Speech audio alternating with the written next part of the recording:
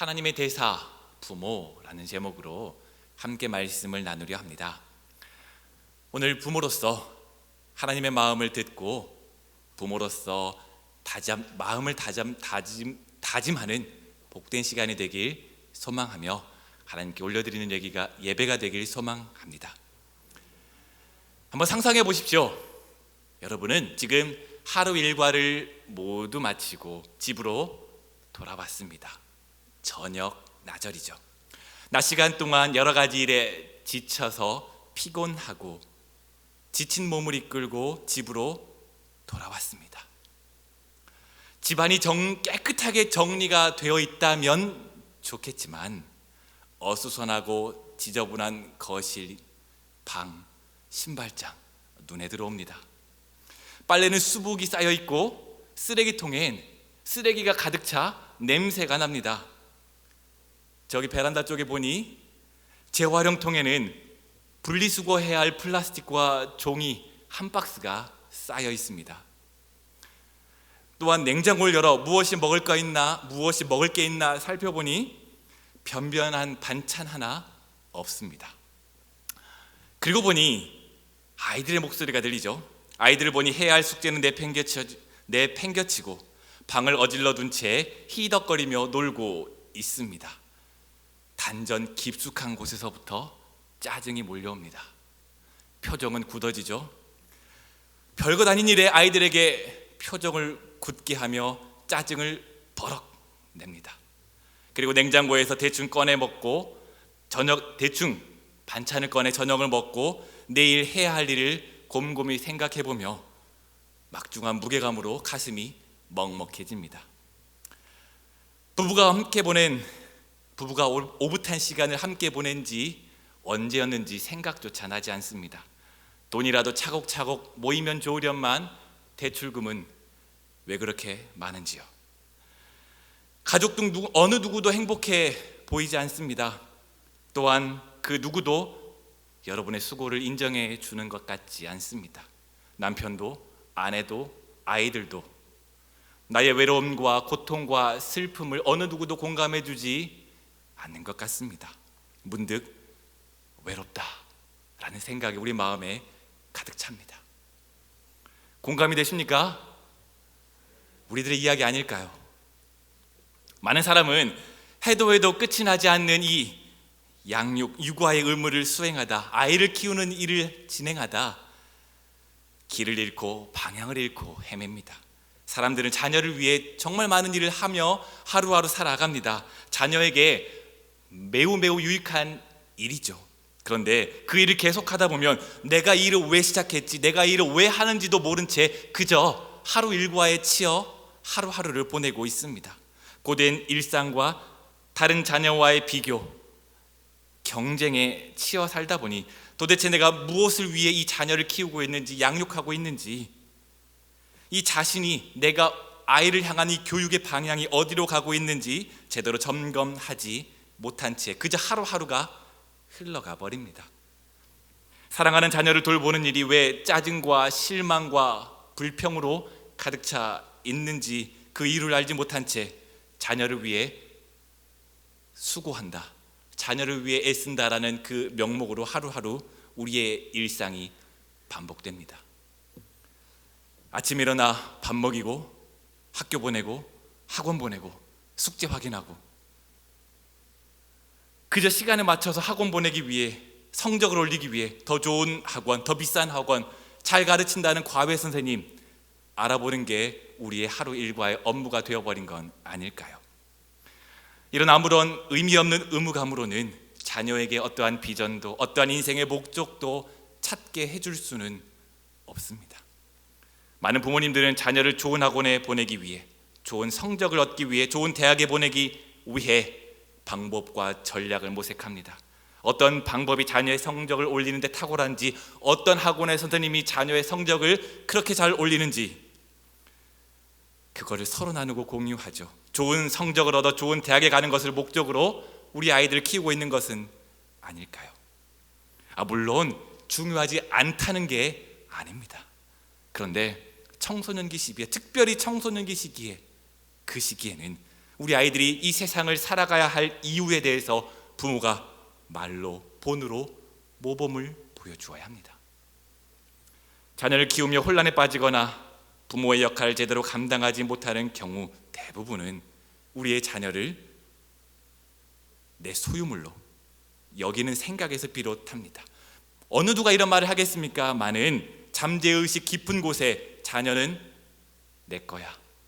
그러니까 내 방식, 내 생각, 내 교육관대로 키워야 해 라는 생각이 우리의 마음에 가득합니다. 우리들은 아이들을, 우리의 자녀들을 끝까지 책임져야 한다 생각합니다. 우리가 부모로서 먼저 경험했기에, 부모로서 먼저 세상을 겪어보았기에 세상에서 가장 좋은 길을 찾아 우리 아이가 꽃길만 걸어가야 한다 생각하고 그 길을 안내하죠. 그래서 필요 이상의 압박감과 의무감에 눌려있고 정신없이 돌아가는 일상 속에서 자녀 양육의 진정한 의미를 잊어버린 채 좋은 길을 아이에게 걷게 한다라는 명목으로 무슨 일을 하는지 알지 못한 채 아이를 하루하루 키우고 있는 것은 아닐까요? 자녀가 내 아이라는 생각에 비롯해서 하나님의 계획과 하나님의 목적, 이 아이를 향한 하나님의 계획과 섭리는 생각해 보지도 못한 채 그저 내가 계획한 일상대로 이 아이를 키우는데 바쁘게 보냅니다. 제가 단언컨대 자녀 양육의 첫걸음은 우리의 자녀는 부모인 나에게 속한 것이 아니다 라는 이 고백에서부터 시작합니다. 지구상의 모든 존재하는 복된 아이들은 하나님의 것입니다. 하나님의 자녀입니다. 하나님의 소유입니다. 하나님이 그 자녀를 우리에게 맡기신 것은 우리로 하여금 그 아이가, 우리의 자녀들이 하나님의 자녀로 성장하도록, 하나님의 형상으로 올바르게 빚어지도록 돕게 하기 위함입니다. 이것을 기억하십시오. 많은 곳에서 이런 돕는 자를 앰버서더, 대사라고 표현합니다. 대사, 무엇일까요? 국가를 대표해서 외국에 파견되는 외교사절이죠. 외교관이죠. 대통령, 총리 등을 만나며 외교 업무를 목적으로 만나기 위해 우리나라에서 다른 곳으로 파견되는 사람들을 외교관, 대사라고 부릅니다. 대통령으로부터 위임받아 우리나라의 모든 업무를 대신 처리해주는 사람이 대사, 외교관입니다. 이 대사가 해고되지 않으려면 어떻게 할까요? 자신을 대사로 임명한 그가, 우리 대통령이 그 원하는 방식 그대로 대통령, 우리나라의 뜻을 전달해야 합니다. 대사가 내 뜻과 내 생각과 내 의견을 말하고 전달하고 그것을 관철시킨다면 대사로서의 자격을 상실한 것입니다. 그렇습니다. 우리 부모는 처음부터 끝까지 하나님의 보내심을 받은 사람으로 하나님의 일을 대신 처리하는 사람들입니다. 부모로서 자신의 이익, 욕심, 문화적인 것까지 뛰어넘어 우리의 자녀에게 하나님의 사랑을 전달해야 하는 거룩하고 복된 사명과 소명이 우리에게 있습니다. 서로 다른 시간과 장소를 살아가는 우리 부모들은 우리 부모가 깨달아야 할 한 가지, 그것은 바로 자녀를 통해 이루고자 하시는 하나님의 뜻을 발견하고 그 뜻대로 우리의 아이들을 양육하는 것, 그것입니다. 우리 아이들에게 우리의 욕망을 투영해서도 안 되고 그 어떤 보상을 받으려고 해서도 안 됩니다. 자녀 양육은 하나님의 은혜가 부모를 통해 자녀에게 이루어지는 그 하나님의 뜻입니다. 이 사실을 망각하고 아이를 양육하면 자칫 하나님의 뜻을 전달하기보다는 교육이라는 목적으로, 교육이라는 이름으로 내 뜻과 내 의지와 내 방식을 아이에게 강요하게 됩니다. 사실 저도 당당하게 말할 입장은 못 됩니다. 저도 아이를 어떻게 하면 잘 키울 수 있을까 고민하며 살아가는 사람 중에 한 명입니다. 주님의 뜻이 하늘에서 이루어진 것 같이 내 뜻이 이 땅에서 이루어지길 바랍니다. 이걸 아멘 하면 안 됩니다. 이해 못 하셨나요? 이거 개그 코드였거든요. 이거 하늘에서 이루어진 것 같이 하나님의 뜻이 땅에서 이루어지길 원하는 게 아니라 제 뜻이 이루어지길 원한다라고 말했거든요. 저도 그런 사람입니다. 우리 아이들이 내 뜻대로 잘 컸으면 좋겠다라는 게 저의 마음이죠. 부모로서 여전히 본을 보이지 못하고 하나님의 은혜를 전달하는 것에 소홀하기도 하죠. 나의 욕심과 화 때문에 아이들의 감정을 살피지는 못한 채 그저 바쁘게 살아갑니다. 물론 여기 계신 거룩하고 경건한 우리 귀한 성도님들께서는 그렇지 않으시겠지만 말이죠. 여러분이 공감할 만한 이야기를 하나 나누겠습니다. 여러분은 지금 막 이웃사랑에 대한 하나님의 말씀을 묵상하고 설교 말씀을 듣고 딱 집으로 돌아왔습니다. 소파에 앉아 TV를 켜고 넷플릭스를 켜든지 혹은 스포츠 채널을 켜든지 그 TV를 켜서 나 혼자만의 시간을 가지려 하는데 저 멀리에서 싸움 소리가 들립니다. 그 소리를 듣고 있자니 속에서 열불이 올라옵니다. 리모컨을 TV를 향해 던지고 싶지만 차마 그러지 못한 채 리모컨을 소파에 내동댕이 치죠. 저 미친 싸움이 언제 끝나나 조용히 혼자만의 시간을 즐기기만을 기다리고 있는데 언제 끝나나 한 번 참고 두 번 참아도 여전히 끝나지 않습니다. 아이를 낳은 걸 후회하지는 않지만 적어도 저 아이들이 내 아이는 아니길 빌며 그 아이들을 향해 달려갑니다. 화가 치밀어 오르고 이성을 잃어버리기 직전이죠. 내가 누군지, 하나님께 어떤 소명을 받은 부모인지, 내가 조금 전에 어떤 말씀을 묵상하고 어떤 말씀을 들었는지는 생각은 잊어버린 채 아이들을 향해 달려갑니다. 우리를 자극한 것은 하나님의 은혜가 아니라 눈에 거슬리는, 귀에 거슬리는 아이들의 목소리가 싸움이죠. 말씀을 묵상하며 집으로 돌아왔지만 그 말씀은 우리의 삶에 어떠한 능력도 발휘하지 못합니다. 홧김에 아이들에게 소리를 지르고 짜증을 내며 불같이 화를 내죠. 입에서 나오는 대로 퍼붓습니다. 아마 99%의 확률로 아이들에게 협박을 할 겁니다. 너 이렇게 하면 핸드폰 뺏는다, 용돈 안 올려준다, 깎는다, TV 금지다, 외출 통제다, 심하면 집을 나가라, 너는 내 아들이 내 딸이 아니다. 아마 그렇게 하겠죠. 한바탕 우리 아이들에게 퍼붓고 돌아와서 소파에 앉아 TV를 보려 하지만 그 TV의 내용은 들어오지도 않습니다. 누굴 닮아 우리 아이들은 저럴까? 나는 아닌데. 내가 잘못한 게 얼마나 많길래 우리 아이들은 저렇게 맨날 싸울까? 다른 집 아이들은 안 그렇다는데. 우리 아이들은 왜 내 말은 안 듣고 말대꾸만 할까? 다른 집 애들은 안 그렇다는데. 아니면 아이들에게 소리 지른 것이 미안해서 자책하며 이내 에휴 저놈들이 소리 들을 만한 짓을 했기에 내가 소리 질렀다, 나름대로 자책하며 위안하며 그저 자리에 앉을지도 모르겠습니다. 이런 상황을 겪지 않은 부모가 어디 있을까요? 아이들과 보낸 많은 날들 중에 후회스러웠던 때가 단 한 번도 없던 부모님은 아무도 없을 것입니다.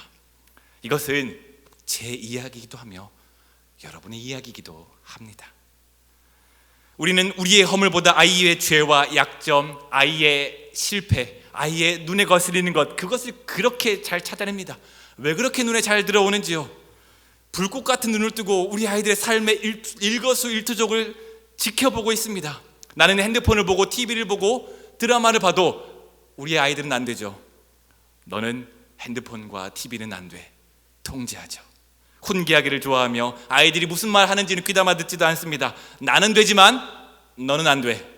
아이들을 위한다는, 미래를 위한다는 핑계로 그 아이들을 통제하고 제한하고 우리의 계획에 우리 아이들을 맞추고 있습니다.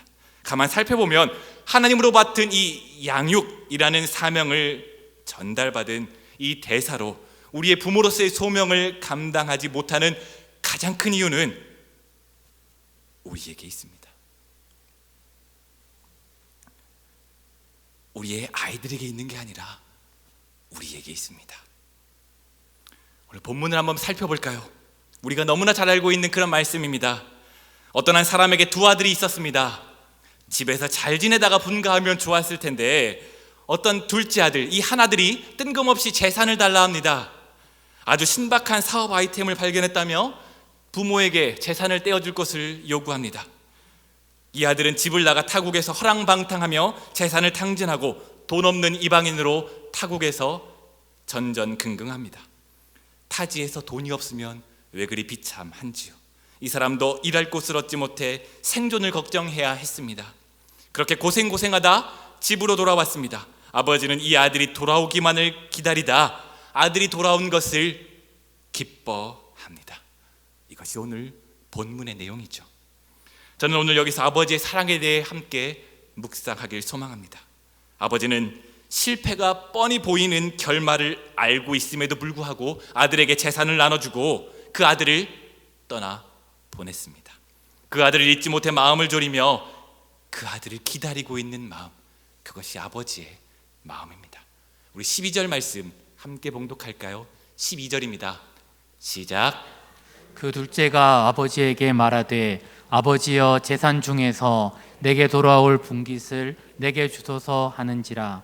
아버지가 그 살림을 각각 나눠 주었더니 이 아버지는 아들에게 돌아갈 몫을 계산하여 나누어 주었습니다. 아버지는 아들이 자신의 몫을 챙겨 나가서 이 아들이 성공해서 내게 효도할 것이다, 이 생각을 하고 나누어 주었을까요? 아들이 재산을 가지고 타국으로 가 허랑방탕하게 재산을 낭비할 것을 몰랐을까요? 아니요, 알았다고 봅니다. 저는 알았을 것 같아요. 그럼에도 불구하고 이 아들이 실패할 것을 알았음에도 불구하고 아버지는 이 아들에게 재산을 떼어주고 이 아들을 보냅니다. 18절에서 20절 말씀입니다. 우리 함께 봉독하겠습니다. 18절에서 20절 말씀입니다. 시작. 내가 일어나 아버지께 가서 이르기를 아버지 내가 하늘과 아버지께 죄를 지었사오니 지금부터는 아버지의 아들이라 일컬음을 감당하지 못하겠나이다. 나를 품꾼의 하나로 보소서 하리라 하고 이에 일어나서 아버지께로 돌아가니라. 결론적으로 이 사람은 타국에서 허랑방탕하며 모든 재산을 탕진했습니다. 처절한 실패를 경험합니다. 생존의 위협까지 겪는 실패입니다. 하지만 그에겐 아버지가 있었습니다. 모든 것을 잃어버리고 실패했지만 이 실패한 이 아들에게는 아버지가 있었습니다. 모든 것을 잃어버리고 실패했지만 그 아버지에게로 되돌아갑니다. 이 아들이 우리 아빠는 말이 안 통해. 우리 아빠하고는 대화를 해도 들어주질 않아. 우리 아빠는 꼰대 같아. 가지 말자. 가봤자 우리 아빠는 안 받아줄 거야 라고 생각했다면 이 아들이 돌아왔을까요? 우리는 어떨까요? 우리는 부모로서 자녀를 대단한 무언가로 만들어야 한다라고 생각하고 압박감을 가지고 삽니다. 부모가 원하는 대로 비전을 세우고 거기에 우리의 자녀를 맞는 작품으로 만들기 위해 부모로서 권위와 시간과 돈과 에너지를 쏟아 붓습니다. 이렇게 자녀를 양육하는 것이 가장 좋은 것이라 생각하기 때문이죠. 그렇기에 이렇게 많은 에너지와 돈과 시간과 모든 것을 쏟은 만큼 부모로서의 정체성을 우리의 자녀들에게서 찾으려 합니다. 자녀의 실패는 곧 부모의 실패죠. 이 아이들의 나중에 어떻게 될까요? 자녀들이 부모의 욕심을 모를까요?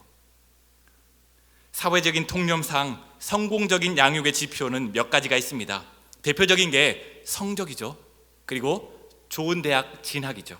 그리고 좋은 직장입니다. 성적, 재능, 운동 능력, 좋은 대학, 직장, 이런 모든 것들이 부모가 잘 양육했다라는 걸 나타내는 지표라 여깁니다. 자녀들이 이런 지표를 만족하지 못할 때 우리는 낙심하고 절망하죠. 아이들이 주변에서 이제 아이들이 대학 갈 때쯤 되면 주변에서 물어봅니다. 집사님, 권사님, 우리 아이들 대학 어디 갔어요? 인서울이었다면 우리 아들, 우리 딸 저기 서울 어디로 들어갔어요. 서울이라 강조하며 어디 대라고 강조하겠죠. 그런데 지방이라면 저기 이거 있어요. 부끄러우신가요? 자녀들이 부모의 자랑이 되어야 하기에 자녀들의 대학이 부모의 자랑이 되어버려요. 자녀들이 어떠한 감정을 가지고 살아가는지 알지 못한 채 부모인 나 자신의 감정에 몰두하며 살아갑니다. 자녀들은 어떠한 감정을 가지고 살아가는지 관심 없이 주변에서 나를 어떻게 생각할까? 이 사람은 나를 어떻게 생각할까? 여기에 초점이 더 맞춰져 있는 건 아닐까요? 이런 부모가 하나님의 대사입니까? 결단코 아닙니다. 부모로서 자식의 실패를 담담히 넘길 수 있는 사람이 누가 있겠습니까? 부모로서 자식의 실패를 받아들이지 못하면, 그런데 하나부터 열까지 조정합니다. 조그만 실패에도 용납하지 못하고 부모로서 하나부터 열까지 이거 해, 이게 너를 위한 거야, 강요하죠. 부모로서 자녀에게 이렇게 말할 수 있는 분 계실까요? 자막 한번 띄워주시죠. 한번 읽어볼까요? 같이 읽어볼까요? 실패해도 괜찮아. 실패하는 게 당연한 거야. 실패는 너희가 누릴 수 있는 권리이자 선물이야.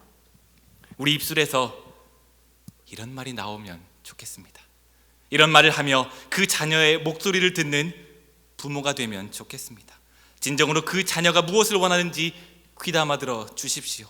하나님의 대사로서 살아가십시오. 우리가 부모로서 우리의 자녀들을 양육하는 것은 하나님께서 우리에게 전적으로 맡겨주셨기 때문입니다. 우리의 삶의 원동력은 우리의 자녀가 아니라 오직 예수 그리스도입니다. 주님 안에서 진정한 생명의 의미와 안식을 발견하는 사람이기에 우리는 자녀의 성공에 집착하지 않습니다.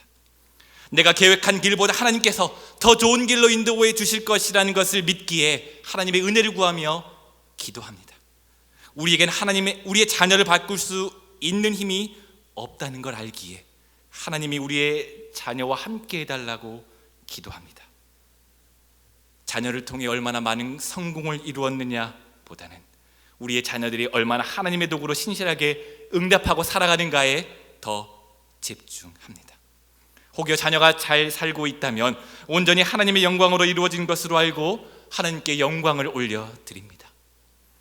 이것이 하나님의 대사로서 살아가는 부모입니다. 사랑하는 운정교회 성도 여러분, 부모로서 짊어진 무거운 짐, 그 무거운 짐 주님께 내려놓으십시오. 하나님의 도구로 쓰임받으며 마음의 평안을 누리며 살아가십시오. 자녀를 포기하라는 말이 결코 아닙니다. 자녀가 하나님의 자녀라는 것을 기억하며 그 삶을 위해 기도하며 하나님의 대사로 살아가라, 그 말입니다. 오늘 본문에는 이 세상 그 누구보다 실패한 사람이 나옵니다. 둘째 아들이죠. 하지만 그에겐 아버지가 있었습니다. 매일 기도하며 밖에 나갈 아들이 돌아올 것을 기다리는 아버지가 있었습니다. 그리고 결국은 그 아버지에게로 돌아옵니다.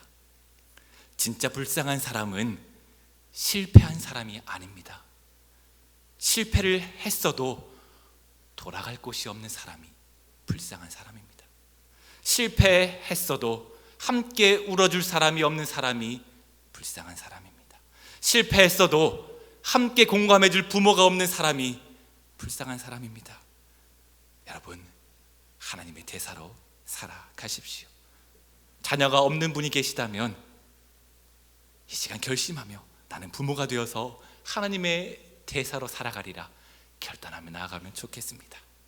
혹은 자녀를 다 양육하셨다고 따면 손자, 손녀들을 보며 혹은 친척들을 보며 우리의 조카들을 보며 하나님의 대사로 우리 아이들의 거룩한 양육자가 되어 주십시오. 그것이 오늘 우리가 부모로서 살아가는 이유입니다. 함께 기도하며 나아가겠습니다. 함께 첫 번째로 우리의 찬양 부르며 함께 나아가면 좋겠습니다. 아버지 당신의 마음이 있는 곳에 라는 찬양입니다. 우리들은 참 어려운 삶을 살아갑니다. 부모로서 왜 이렇게 해야 될 일은 많은지요. 세상은 우리를 향해 완벽한 부모는 이런 부모다, 좋은 대학을 보내고 좋은 성적을 내게 하며 우리 아이들을 좋은 대학으로 보내는 그 부모, 좋은 직장, 좋은 결혼을 시키는 부모, 그 부모가 좋은 부모다라고 말합니다. 하지만 성경에서는 그 어디에도 그런 부모가 좋은 부모다라고 적혀있는 구절이 한 군데도 없습니다. 이것을 기억하면 좋겠습니다. 하나님께서는 오늘 우리를 부모로 부르셨습니다. 하나님의 대사, 하나님의 전권을 맡겨 주십니다. 우리의 자녀들을 양육하는 전권을 우리에게 맡겨 주셨습니다. 하지만 우리는 그것을 잊어버린 채 내가 우리 아이의 주인인 양 살아갈 때가 더 많은 것 같습니다. 우리 아이들을 하나님의 자녀로 키워 가십시오. 하나님의 자녀로 양육해 가십시오. 그것이 우리가 이 세상에서 살아가는 이유일 것입니다. 그 아버지의 마음이 있는 그곳에 우리의 마음이 있길 원합니다.